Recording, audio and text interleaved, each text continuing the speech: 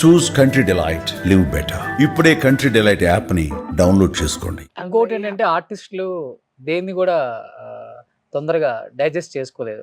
ఎందుకంటే అన్ని characters screen మీద పండించి కోపం, ఎమోషనల్ ఇవన్నీ దేన్ని తట్టుకోలేదు పాపం. ఆటోమేటిక్గా వచ్చేస్తాయి వద్దన్నా కానీ. అందరూ అంటారు కానీ స్క్రీన్ మీద ఒకలాగా ఉంటారండి, స్క్రీన్ వెనక ఒకలాగా ఉంటారండి వీళ్ళు అంటారు. అదంతా తప్పు. ఎప్పుడు ఒకేలాగా ఉండేది ఆర్టిస్ట్ ఒక్కడే. దట్స్ ట్రూ అండి, Yes. That's true. నేనేం లేదు, నేను ఈ తమిళ సీరియల్ చేసిన దగ్గర నుంచి ఇప్పుడు తెలుగు సీరియల్ ఒకటి చేస్తున్నాను. నేను కోరుకునేది ఏంటంటే లైక్ మీరు అన్నట్టుగా డబ్బు కోసమో లేకపోతే ఇప్పుడు నాకేదో పెద్ద పేరు రావాలి ఓ ఆ ఆర్భాటం అలా లేదు. నాకేంటంటే just go and do work, keep my self busy. ఇవన్నీ కొంచెం మర్చిపోవచ్చు.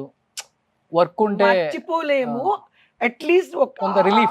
లేదంటే అందులోనే ఉన్నారనుకోండి యూ విల్ ఫాల్ సిక్ అండి. నేను చాలా ఒక 1 year ఫుల్ ట్రామాలో ఉండిపోయాను. నేను మీకు తెలియదు, చాలా ట్రామాలో ఉండిపోయాను ఆ సీరియల్ స్టార్ట్ అయ్యి. తర్వాత మాకు ఏమైందంటే నేషనల్ లీడర్స్ కానీ మా స్టేట్ లీడర్స్ కానీ అందరూ ఇంటికి వచ్చి చూసి ఒకే మాట అన్నారు, ఇన్ని రోజులు కవిత గారు చూద్దాము ఏంట్లే సరే ఏదన్నా మంచి వర్క్ ఆవిడకి ఏదన్నా ఒక ఏమంటారు పోస్ట్ లాంటిది అనుకున్నాము.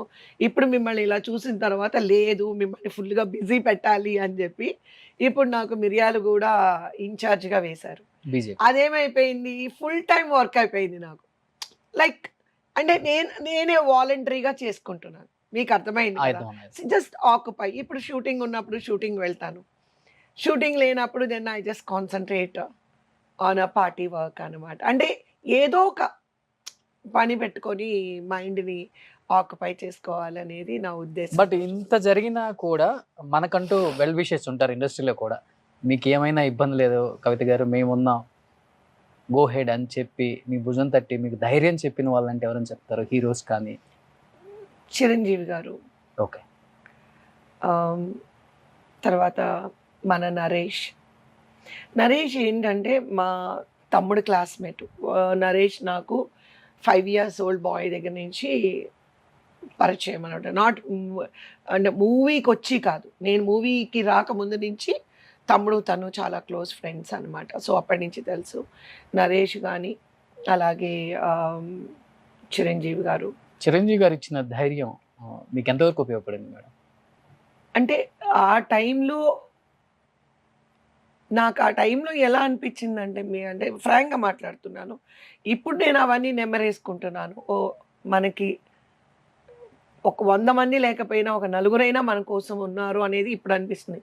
ఆ టైంలో అసలు ఎవరు ఏం మాట్లాడుతున్నారు, ఎవరు ఏం చెప్తున్నారు, అసలు ఏం జరుగుతోంది నా చుట్టూ అనేది నాకు అసలు నేను నా సెన్సెస్లో లేను.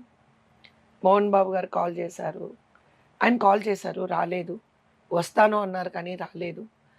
ఫోన్ చేశారు, ఫోన్ చేసి నీ మొగుడికి ఏంటి కింగ్లా బతికాడు, కింగ్లాగే చనిపోయాడు, కింగ్లాగే వెళ్ళిపోయాడు, లేదు ఇన్ని సంవత్సరాలు మనం కలిసి పనిచేసి నా ఫస్ట్ మూవీ హీరోయిన్గా ఉండి నేను నీకు సపోర్టివ్గా ఉండాలి అని అన్నారు. థ్యాంక్ యూ అంటాము, ఏమంటాము. చిరంజీవి గారు కూడా మేమంతా ఉన్నాము అన్నారు. ఓకే, ఆఫ్ కోర్స్ జీవిత గారు, రాజశేఖర్ గారు హాస్పిటల్లో ఉన్నప్పుడు డాక్టర్స్తో నేను మాట్లాడలేని పరిస్థితుల్లోని వాళ్ళిద్దరే డాక్టర్స్తో మాట్లాడేవారు. ఎందుకంటే నేను మాట్లాడితే నేను ఏమైపోతానో నాకే తెలియదు.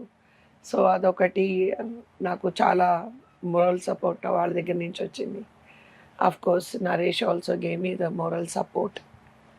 ఫైనాన్షియల్గా ఏంటి కవిత గారు, స్టేబుల్గా ఉందా మీ పొజిషన్ ఇప్పుడు? Are you happy? Financially I'm not struggling అండి, it is not a struggle. అంటే మాకు చెన్నైలో అసెట్స్ ఉన్నాయి. ఇప్పుడు నేను ఇవాళ అన్నం తినాలని చెప్పేసి వెళ్ళి నేను అసెట్స్ అమ్మలేము. పాండిచ్చేరిలో మా వారి హౌస్ ఉంది, అలాగే సింగపూర్లో ఆయనకి ఇల్లు ఉంది, చెన్నై హౌస్ ఉంది. స్ట్రగ్లింగ్ అనేది నేను చెప్పనండి, స్ట్రగ్లింగ్ అనే వర్డ్ నేను యూస్ చేయను. ఎందుకు అని అంటే మా హస్బెండ్ ఈ కోవిడ్ 3 years బిఫోర్ వరకు బిజినెస్లో ఉన్నారు. ఎంత మనం కొండలైనా రోజు తీసేస్తుంటే తరిగిపోతూ ఉంటాయి. అఫ్ కోర్స్ మన దగ్గర లిక్విడ్ క్యాష్ కానీ మీరు సడన్గా 1 lakh అడిగారంటే నేను ఇవ్వలేకపోవచ్చు. But there is no struggling. ఇప్పుడు 1 లక్ష రూపాయల కోసం నేను వెళ్ళి అసెట్ని నేను అమ్మలేను. ఎలా ఇంకోటి ఏంటంటే 6-7 years బ్యాక్ మా వారి బిజినెస్లోనే 132 crores పోయింది. 132 crores, 32. 132 కోట్లు. 132 crores 9 monthsలో పోయింది ఆయనకి. ఆయన మాకెవరికి చెప్పలేదు.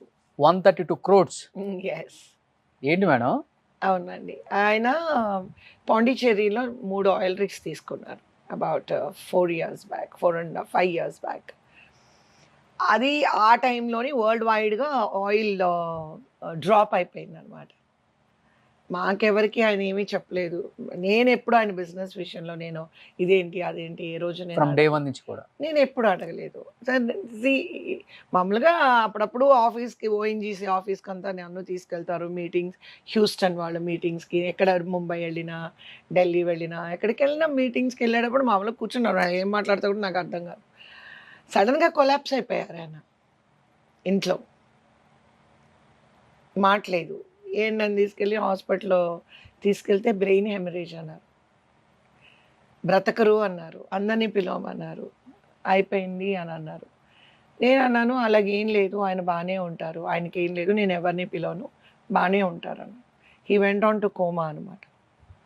కోమాలోకి వెళ్ళిపోయారు. నేను ఒక్కదాన్నే హాస్పిటల్లో ఉన్నాను, పిల్లలు రానన్నారు. మాకు డాడీ ఎలా ఉన్నారో మా డాడీ అలాగే కావాలి. సాయికి చెప్పే పరిస్థితి లేదు, చిన్నాడు, చెప్పలేము how he will take it. So 11 days కోమాలో ఉన్నారు. హోప్స్ ఆయనకి ఏమీ కాదు అట్లాగే ఉన్నారు. కాకపోతే ఇండియాలో బెస్ట్ డాక్టర్స్ ఎవరెవరు ఉన్నారో న్యూరో అందరినీ ఒక చోటకి చేర్చి స్టార్టెడ్ ద ట్రీట్మెంట్. 11 days ఆయన కోమాలో ఉన్నారు. 12th day కళ్ళు తెరిచి కవి అన్నారు. సూపర్. కానీ 35 days ఐసీలో ఉన్నారు. ఆ తర్వాత మళ్ళీ ఒక 20 days రూమ్లో పెట్టి ఫిజియోథెరపీ అంతా చేయించి ఇంటికి వచ్చింది. మామూలుగా మీలాగా నాలాగే హ్యాపీగా వీల్ చైర్ తీసుకొని వస్తే wheelchair for whom man అని అడిగారు. అడిగి నో ఐ కెన్ వాక్. వచ్చారు, వాక్ చేశారు, హ్యాపీగా ఇంటికి వచ్చిన తర్వాత నేను ఒక 2-3 months ఏం మాట్లాడలేదు. 2-3 months తర్వాత కౌన్సిలింగ్ తీసుకెళ్ళాను. అసలు ఇంత హై బ్లడ్ ప్రెషర్ అవడానికి ఏంటి కారణం ఏంటి అంటే ఆ రోజే చెప్పారు. I last around 132 crores. కొన్ని ప్రాపర్టీస్ అమ్మాల్సి వచ్చింది. నేనేంటి I'm dragging my family into all the mess అన్నారు. నేను ఒకటే అన్నాను, nobody brought the money in this world, nobody takes the money from this world. A child to be born and he will earn the money. Whatever he earns, he has to leave and he has to go alone. Nobody takes anything. So why you have to take it that much into your brain? Leave, gone. వదిలేయండి. ఏంటి ఇప్పుడు మీకు 1000 కోట్లు ఉంటాయి, రేపేదైనా అయితే మీరు ఆ 1000 కోట్లు మీరు తీసుకెళ్తారా? లేదు నీ గురించి నేను అన్నాను, మాకు కావాల్సింది మీరు, మా ముగ్గురికి కావాల్సింది, మా నలుగురికి కావాల్సింది మీరు, మీ డబ్బు కాదు. ఎంతమంది మన ఇంటికి పనివాళ్ళు వచ్చి ఇల్లుడ్చి తడిగుడ్డ పెట్టి 2000 జీతం తీసుకున్న అమ్మాయి మొహం చూడండి, హ్యాపీగా అమ్మ గుడ్ మార్నింగ్ అంటది మార్నింగ్. తనకి కారు ఉండదు, సొంత ఇల్లు ఉండదు, ఒంటి మీద నగలు ఉండవు, 4 చీరలతో ఉంటుంది. పొద్దున్నే నీట్గా రెడీ అయ్యి వచ్చి గుడ్ మార్నింగ్ మేడం చెప్పండి అని అంటుంది. వాళ్ళని చూసి మనం నేర్చుకోవాలి. మనీ ఈజ్ నాట్ ఎవ్రీథింగ్, మనుషులు ముఖ్యం అని చెప్పి అలా ఆయన్ని నువ్వు ఇంత పోయిందని చెప్తున్నాను, నువ్వు నవ్వుతూనే ఉన్నావు అంటే మీరున్నారు కదా, నాకేం కావాలి, మా నలుగురికి మీరున్నారు, నాకు మీరే కావాలి. మీ డబ్బు నేను ఏం చేసుకుంటాను? ఇప్పుడు నాకు 1000 కోట్లు ఇస్తారు, మీరు లేరు, నేను ఆ 1000 కోట్లు నాకు ఎందుకు? I'm not for money, we want you అంటే అప్పటి నుంచే దెన్ వీకే అబ్బా అప్పుడప్పుడు అంటారు ఇలా అని. My wife takes care. వాళ్ళ బ్రదర్ వైఫ్ వచ్చారు జస్ట్ కోవిడ్కి ఒక 2 years, అదే కోవిడ్ రాకముందు 2019 వచ్చినప్పుడు హౌ ఆర్ యూ మ్యాన్ అని వాళ్ళ బ్రదరు వదిన అడుగుతుంటే అంటారు, my wife takes care of me so well, you can see me how good అని అంటారు. గ్రేట్. సో నేను మీరు ఇందాక కూడా అడిగారు మీరు అంత డబ్బు అని. I don't know, I'm not a money person. I love people. మనుషులు ఎక్కువ ఇష్టపడతాను. ప్రేమించే వ్యక్తుల్ని, గౌరవించే వ్యక్తుల్ని చాలా ఇష్టపడతాను. ఆటోలో వెళ్ళడానికి నాకు ఆటోలో వెళ్ళాలా అట్లా అనుకోను నేను. పెద్ద పెద్ద కారులో వెళ్ళాలి, కారులోనే వెళ్ళాలి, ఒంటి నిండా నగలేసుకోవాలి, ఇలా ఉండాలి, అలా ఉండాలి. ఎందుకో తెలీదు. డీసెంట్‌గా డ్రెస్ అప్ చేసుకోవాలి, నీట్‌గా వెళ్ళాలి. మనిషి మన వల్ల అయితే నలుగురికి సాయపడాలి. సుమన్ టీవీలో మీ పర్సనల్ అండ్ బిజినెస్ ప్రమోషన్స్ కోసం కింది నెంబర్కి కాంటాక్ట్ చేయండి.